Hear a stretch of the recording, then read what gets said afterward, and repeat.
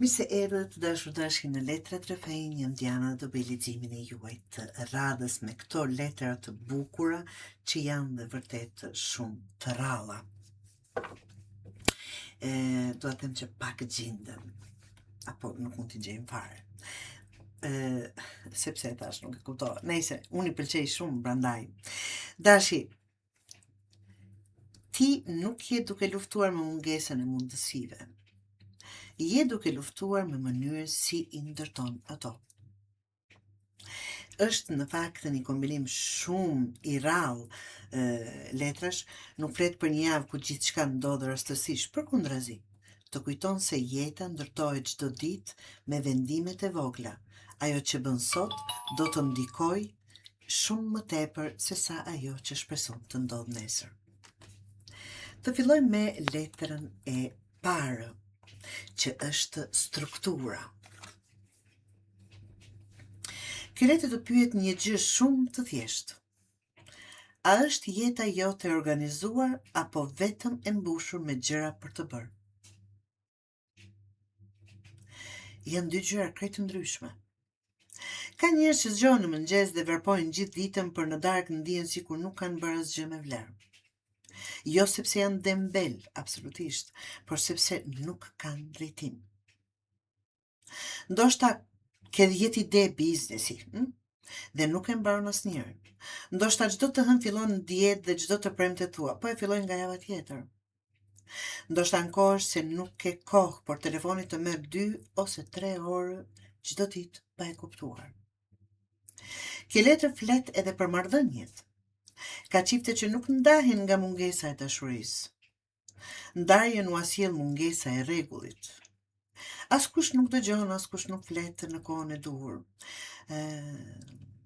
Askush nuk vendos kufi. Pastaj një debat i vogël bëhet një mal. Pra, edhe në punë kjo letër ka shumë peshë. Nëse gjithmonë thua do ta bëj nesër, ta bëj më vonë. Nesër bëhet një muaj bëhet vit, dhe një ditë kupton se dikush tjetër ka arritur aty ku ti vetëm ke menduar të shkosh. Kjo javë nuk të kërkon të punosh më shumë, të kërkosh të punosh më zgjuar. Faith, që është besimi.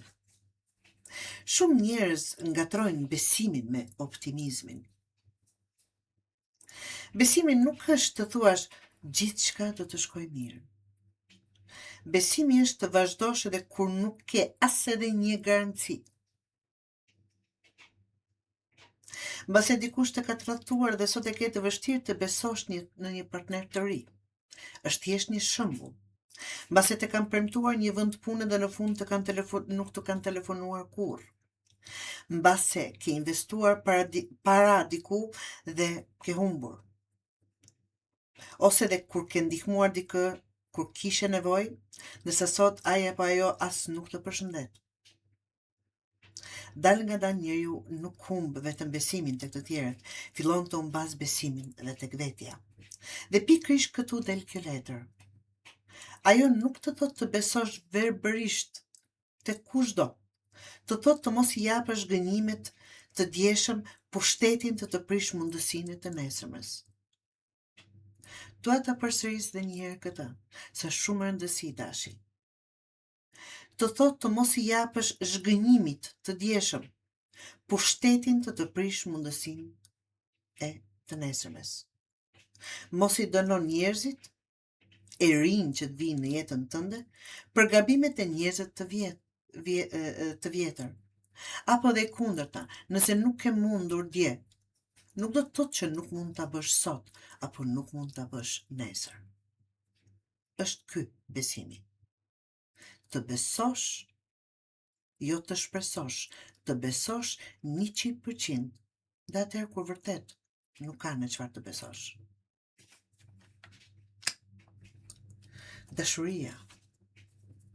Quhet letra. Shumë veta sa po shohin këtë letër mendojnë me njëherë për partnerin. Por dashuria është shumë më e madhe se aq. Dashuria është dhe mënyra si flet me veten tënde. Sa e do.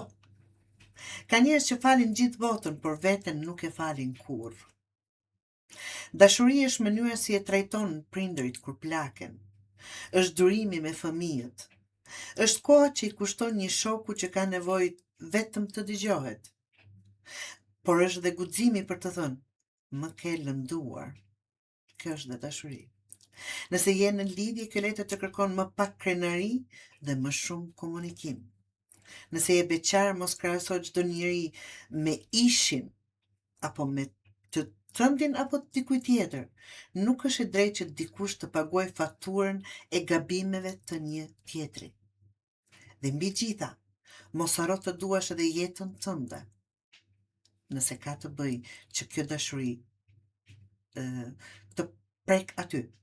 Ka njerëz që punojnë aq shumë për të jetuar më mirë nesër, sa harrojnë të jetojnë sot. Kjo është pra dashuria. Thot. Kjo është letra që të ndalon para se të marrësh një vendim. Sepse jo çdo mendim është i vërtet. Mendja na shkon kudo të dashur të dashi. Nganjëherë një mesazh që nuk erdhi në kohë na bën të mendojmë se dikush nuk na do. Një kritik na bën të besojmë se nuk vlejmë. Një dështim na bind se nuk do t'ja dalim më. Por mende ka një zakon të çuditshëm. Kur është e lodhur, krijon histori. Kur është i friksuar, krijon skenar. Pra, mendimet. Apo kur është i zhgënjyer, sheh vetëm anën e errët. Gjitha këto që po i përmend të dashur tashi ka një domethënie dhe duhet t'i vini re.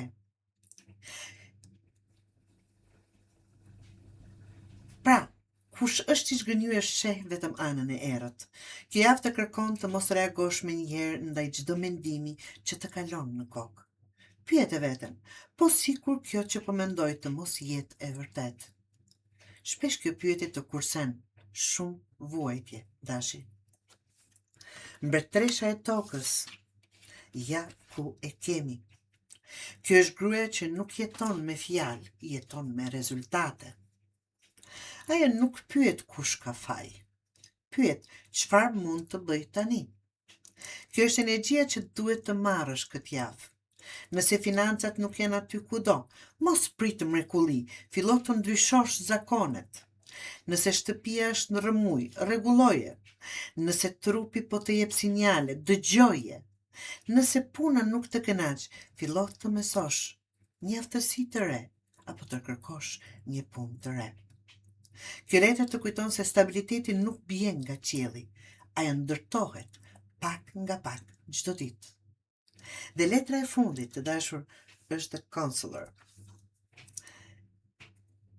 Nuk e pse ti dish të gjitha, dashi. Si di ti, si di unë, si di askush. Ka njerëz që nuk kërkojnë ndihmë sepse kanë frikë se mos duken të dobët. Në fakt, ndodhe kundërta. Njeriu inteligjent pyet, interesohet, kërkon mendim, lexon, mëson, pranon kur nuk e di. Ndoshta këtë javë dikush do të jap një këshill që në fillim nuk do të pëlqejë. Mos e refuzo menjëherë. Nganjëherë e vërteta nuk na pëlqen të dashur tashi, por pikërisht ajo na çon përpara. Edhe ti nga ana tjetër nuk mund të bëhesh këshill për dikë tjetër, një fjali e jotja mund të ndryshojë drejtimin një njeriu. Edhe ti mund t'i bëhesh një këshilltar dikujt tjetër. Mos e nënvlerëso ndikimin që ke. Mos e nënvlerëso veten. Pra dashi, i gjithë leximi juaj tregon që kjo javë nuk është javë për të pritur fatin. Është javë për të ndërtuar themele. Organizo jetën, mos lejo zhgënjimet e vjetra të mbylli zemrën, mos beso çdo mendim që të kalon në kokë, dhe kujto se çdo ndryshim i madh fillon nga një zakon i vogël. Kur ndërton jetën me durim dhe vetdije, rezultatet nuk vinë si surprizë, ato bëhen pasoja natyrale e zgjedhjeve tua.